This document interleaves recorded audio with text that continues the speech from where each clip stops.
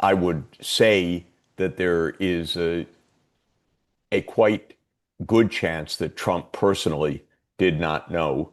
He's not an organized person. He does not systematically process intelligence briefings. Um, Even so, if that were the case, uh, a president with his responsibility uh, after the fact would say something to the public, say something to his CIA, say something to the Russians, say something to not have this spiral into catastrophe. Again, has he said something privately? I doubt it. Not the way this White House works. Would this have happened and not be known in one way or another? But the fact, plainly on the surface, that he has said nothing in public is also profoundly insidious in its implications for trying to reach some kind of negotiated end to this war. Really, how can Russia negotiate a peace if complex intelligence operations attacking the absolute core of its national security are undertaken in this manner in the same moment that peace negotiations are being pressed by the United States? The answer is it can't. Uh, Russia can have no uh, trust, of course, whatsoever in the regime in Ukraine. That goes without saying.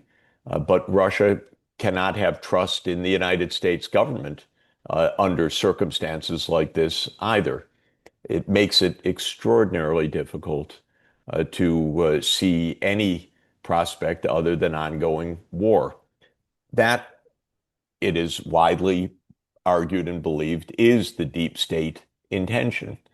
Uh, Again, that raises all sorts of questions. For what reason uh, does the CIA, MI6, and others uh, want continued war? Is it that it's just good business? Well, that's no doubt part of it. That's the mindset, that's the incentives. Could be true for Zelensky and his gang as well, that this is just the money-making operation. It's their business operation. It could be the arrogance and unaccountability and recklessness that we've seen repeatedly at play in U.S. foreign policy over the last 34 years. Um, Again, these are puzzles rather than, at least on my part, any kind of definitive answers because there's no honest accounting of any of this. So, how can Russia respond to this, or do you have any, I guess, informed predictions? Because I spoke this morning with a former Indian ambassador, Badr Kumar, who was very usually soft-spoken, was calling for de-escalation, but now he saw it as being I guess, irresponsible not to respond. So effectively arguing that Russia should now unleash its Oreshnik missiles and again unleash fury upon its opponent, not just the Ukraine, but also on Western countries who had attacked its um, nuclear forces. Now, again, this isn't a this came from the logic that you can't have international stability based on nuclear deterrence if one accepts that this is the new normal, that from now on we can attack Russia's nuclear forces, destroy its nuclear bombers, and somehow Russia will not do anything. So again, it's a nightmare situation. It's a scenario, to be honest, if this happens.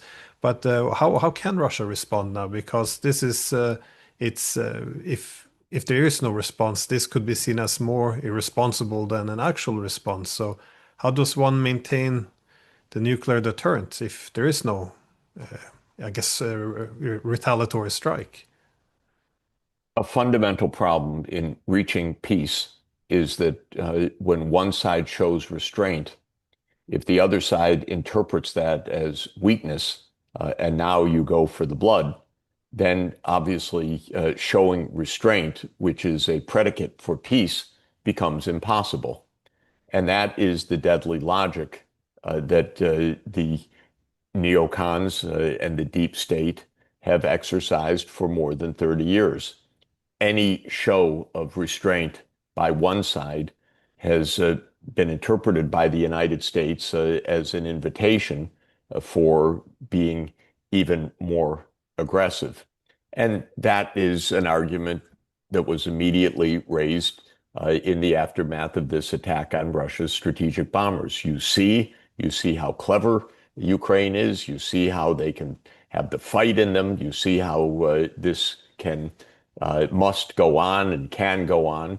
And we have absolutely dreadful fools like Senator Lindsey Graham, who's one of the prime idiots of American politics, who chortles happily about such events. The implication of this, indeed, is that hardliners on both sides prevail. And when hardliners on both sides prevail, that means escalation. When escalation occurs between two nuclear superpowers, that means that we step closer to the risk of all-out nuclear war. And that's indeed what has happened this week. I hope against hope that Russia would not attack Germany or Britain or the United States in retaliation for this. Russia interprets this as an attack by the US and Britain directly because they assume with high plausibility and no denial or no cogent denial that the West was deeply implicated in this, or should have been, because this is this regime is their creation. So Russia's view is yes, there is that responsibility of the West. If such a direct attack were to occur, we would face easily and obviously a spiral to nuclear war. What I think is more likely and more plausible is that Russia interprets this as basically the need to militarily defeat Ukraine. And this is what former President Medvedev said immediately after this attack. Well, that this is clear. It means that the Ukraine regime needs to end. And I think that that is the plausible reading of all of this. So I believe that it means an escalation of the war in Ukraine. And certainly it knocked down the very foundation of any kind of peace that ostensibly was President Trump's aim. Well, my final question is, well, what was intended to be the first question, which is why we no longer discuss security concerns of our opponents? Because again, the point of departure in international security is if you want to enhance peace, you need to, discuss mutual security concerns, finding a way of mitigating it, and in the absence of this, the only way you can have security is, well, defeating your adversaries, well, attacking their nuclear forces, destroying them on the battlefield. But so the whole premise of how to create peace isn't really there, though. The diplomacy isn't there. If you cannot actually recognize that your opponent has legitimate security concerns, and this is not just Russia. We see this. We don't discuss Iran. We don't discuss China or the security concerns of anyone else.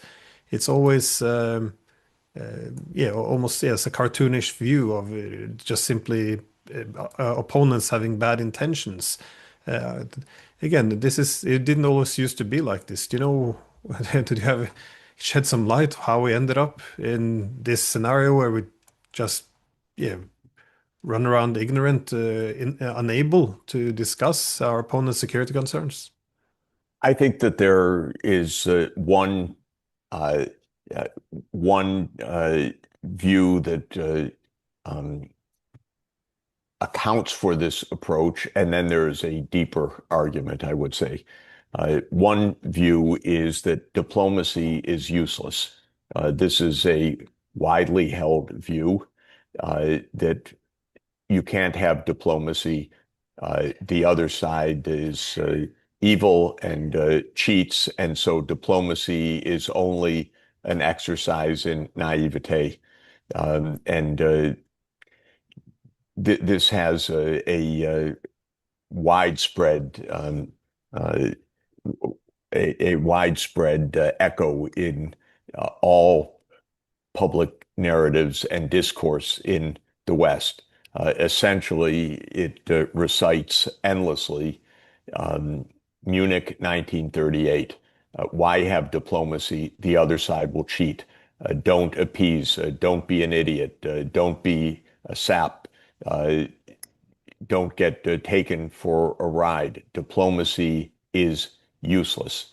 So that's one view, which is diplomats are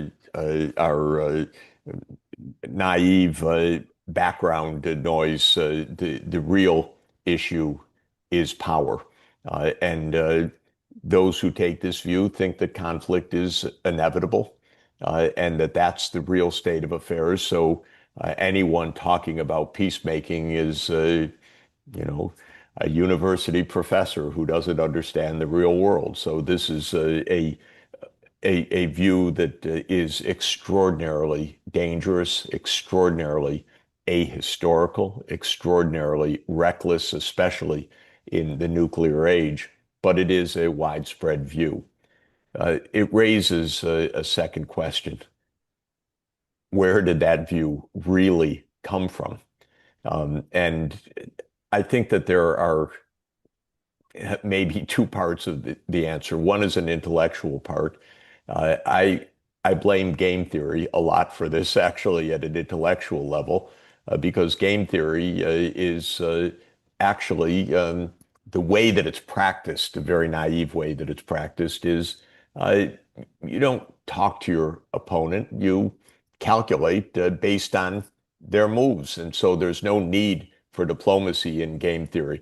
The irony, of course, in game theory is that you often end up in mutual disaster, as game theory shows. So game theory misses, in some sense, the point that that kind of behavior is mutually reckless.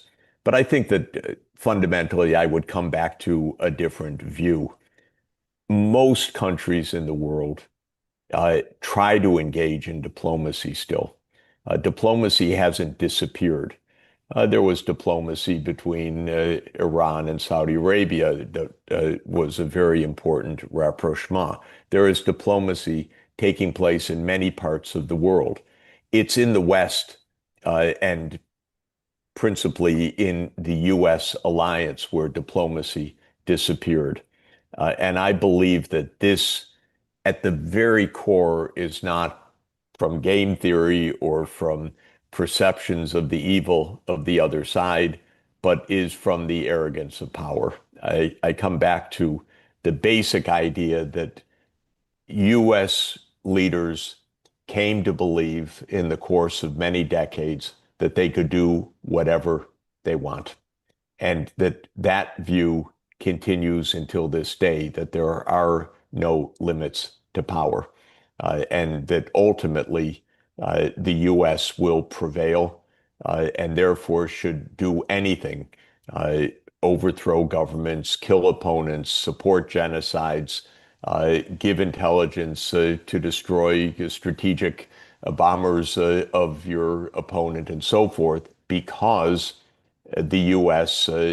Is and remains the unchallenged uh, power of the world. Of course, to my mind, this is an insanity, not an accurate description of the state of power in a nuclear age.